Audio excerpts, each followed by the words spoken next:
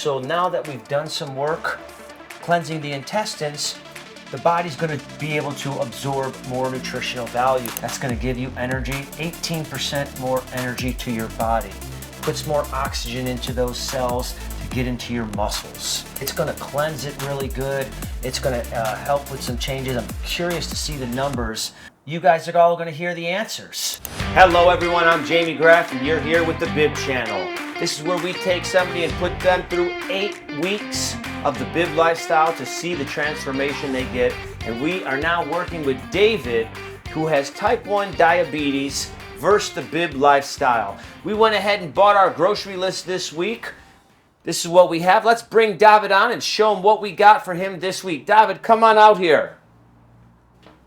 How's it going? Good, how are you? Good. Excellent, excellent. Happy to see you back this week. Yeah. How was your weekend? Good. Weekend was good. Excellent. Happy to hear that. We have the weekly grocery list right now, which you should be getting familiar with what that is, the amount of foods per food category each and every week. Yeah. I went ahead and picked out some pinto beans for you. Have you had some pinto beans before? Sure, yeah. Love them pinto beans. What about some sorghum grain? Have you heard of sorghum grain? I have not. No, this is the first All right, time. first time for the sorghum grain. So, guys, for all of you out there that don't know about sorghum grain, it's just as good as quinoa. It has high protein content. It is gluten-free, so if you have a if you're gluten sensitive, you can eat sorghum. For all of you gluten intolerant individuals out there, sorghum is a great one. Again, high protein, high minerals, copper, zinc, magnesium, iron, all inside this great grain. And it tastes delicious. It's a little bit crunchier than the quinoa. It's not as soft, which you're going to find out soon, but I hope you enjoy it for the week. Yeah, because that's what you're having. All right, so we've got some romaine lettuce here, some beet lettuce. We have some spinach. What did I get? Some red peppers. We're going to do the beet lettuce in your salad this week as well. So those are your 4 greens. Oh, the Swiss chard. That's what's hidden down here. These big old Swiss chard leaves. Now, these are some pretty incredible leaves right here, aren't they? Look at that beauty. All the veins that are running through these leafy greens. Now, you see how food pairs up with organs and parts of the body. It's like, it's not by accident, and that's what these leafy greens do. They are what is cleansing your blood and pulling out all those toxic metals inside the blood from just different things in the air, different viruses. Deodorants have toxic metals, right. Hairsprays, facial cleaners, foods have toxic metals in them. A lot of different things, There's studies out there now, people are seeing cereal and they're finding these toxic metals inside cereal that are going into our kids' bodies, from day one. How early do we start feeding our kids cereals?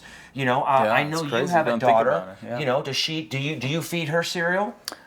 Yeah, well, she's not a huge cereal fan. Yeah. Luckily, but when she does, I do try buy the healthy options, not the main brand, main brand cereals. Yeah. Have you? I know you've obviously been eating this lifestyle now around your daughter. How is she adapting to that? Is she curious to see what it is and what you're doing? Have you explained it to her, or? Yeah, 100%. She's definitely curious. She is on more of she likes, get her McDonald's with a Happy Meal and so forth and so on. I'm like, I'm not going to be able to do it. And you need to help me, not to ask me for it and so forth. Yeah. So it's a bit of a struggle there. But, yeah. And how old is she, if you don't mind me asking? She's 11. She's 11. So she understands. She knows what's going on. She's probably very smart. Yeah. That's good. That's cool. Yeah, good for you. I'm happy for you there. Yeah. So, we have this incredible green right here. This is called Swiss chard. That's going to be part of the weekly salads this week. Our fruits, we've got the pineapple, the papaya, cantaloupe again. I didn't see a few other melons when I went shopping today. These were my options. We have some oranges and some apples. For our vegetables, we've got some red pepper here. And then this root. And now I'm stumbling on this root right here. Turnip. I think it's turnip root. I believe that's what it is. And we're going to chop that up. So we're going to go ahead and prep all this stuff, put it together in those bowls like we show you in each and every episode. Wash our fruits, chop them, wash the greens, let them soak, chop them. Of course, cook the beans. Our grains, I like to cook in a vegetable broth or a mushroom broth, you know, just to give it some more flavor. And the beans, we just boil them in some water. That's it. I don't add any salt or anything like that.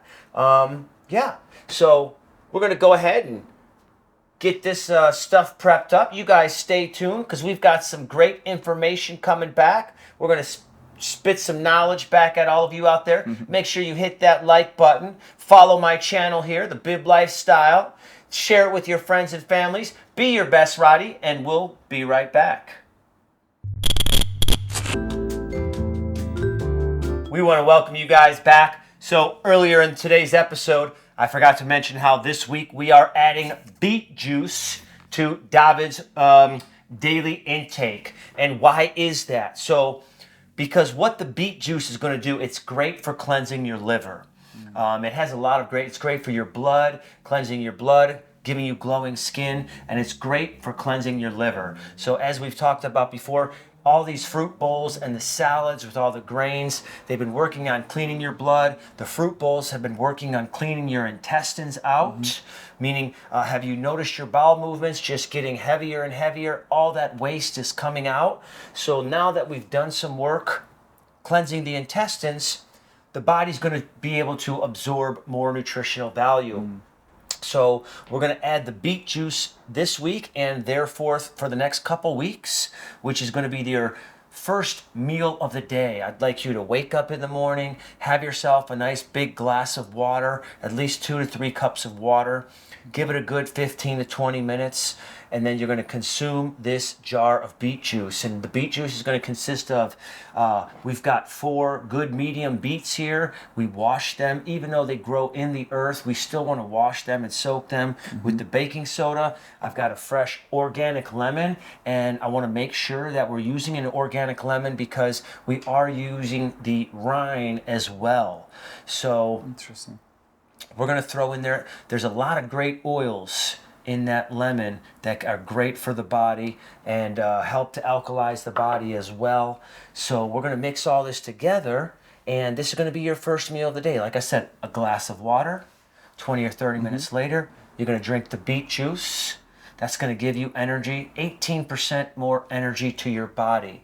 Puts more oxygen into those cells to get into your muscles. Is what it does.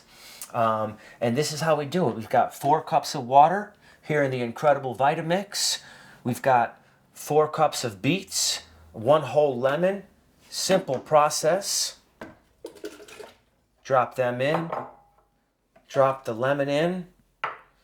The Vitamix is already cranked up, powered up.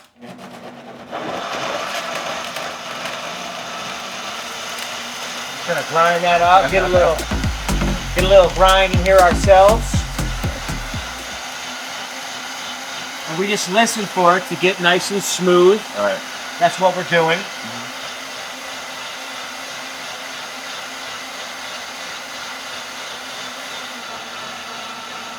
And that's going to be enough. Have you ever had beet juice before?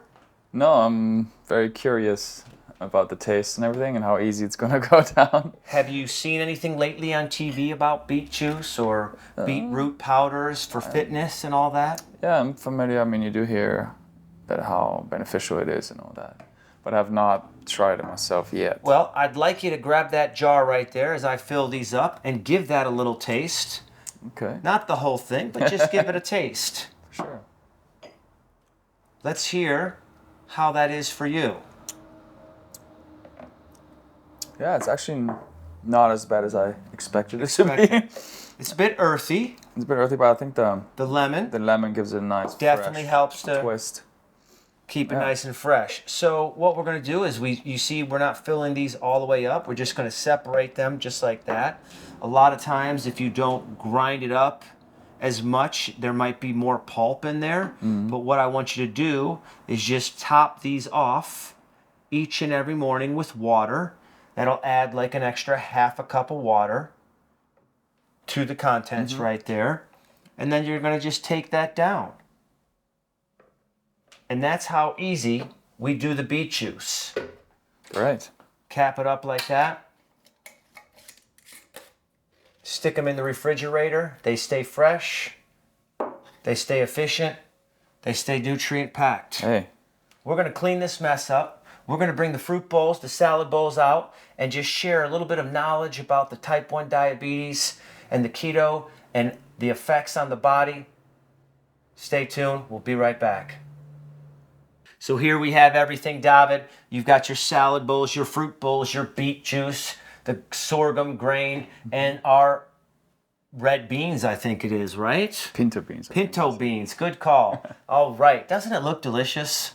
Yeah, it really does. It really does. So before we go here, I wanted to touch on diabetic ketoacidosis and what that is. That's a life-threatening issue for all people with diabetes, which I'm sure you're familiar with. And what is that? It's when the body starts breaking down fat too fast and it can't handle it. So then the liver produces these ketones, which then gets into the blood and makes the blood more acidic. And what does that mean? That means that the blood for the body, the cells, aren't getting the glucose they need to fuel the body to keep us alive, because all food turns into glucose. That's what fuels us, sugar.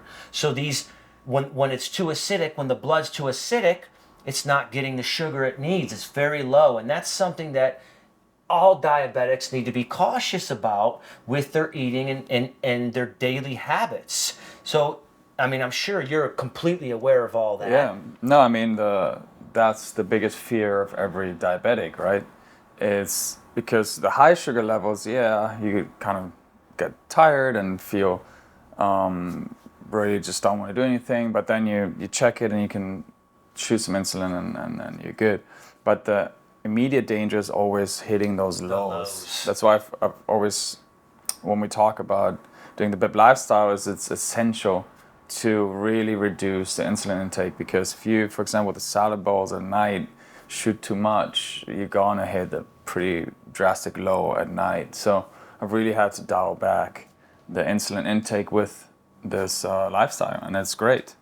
But yeah, you always want to try and avoid the lows, because that is the danger. You could end up in a diabetic coma. Yeah, and that's what we don't want, We're just trying to figure out a way to help him balance out his lifestyle, to have to inject less insulin and seeing how it truly affects his body, how he feels, his moods, and all of his measures on a daily basis. Because, you have that system inside your body, you check it with your software on your phone. Yeah. And how is everything? Is everything still going well? Is it balancing out better than ever before? Yeah, it really is. It's so yeah, I have a sensor and I just scan it with my phone, and it tells me also where it's going, if it's going up, it's going down, it's steady. And yes, since starting this lifestyle, it definitely has been pretty steady in good ranges.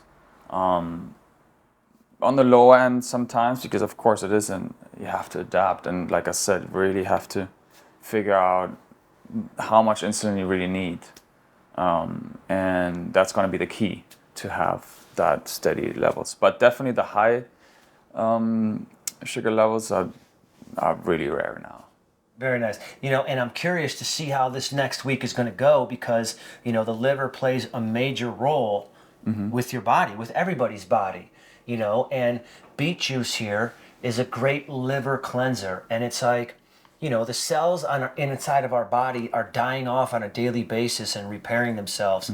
So I'm curious to see if we can help make your liver stronger, through the beet juice, because that's it's going to cleanse it really good. It's going to help with some changes. I'm curious to see the numbers, and how this next week changes throughout. So I can't wait to come back next week, hear what David's got to say, and you guys are all going to hear the answers. I want to make sure that you guys hit that like button, share this with your friends and family.